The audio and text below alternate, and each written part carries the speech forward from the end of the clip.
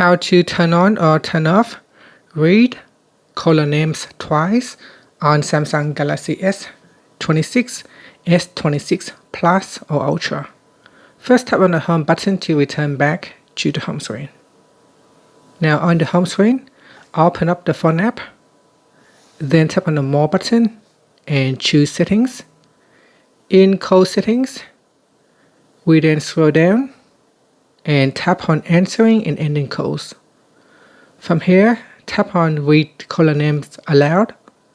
Then we go down and tap on Read Caller Names twice. Tap on the toggle button to turn it on or switch it off. And that's it. If I turn it on and if I make myself a call, when I receive an incoming call, it will read out twice. Incoming call. It jungles incoming call. So you can hear it read out the names twice. And that's it.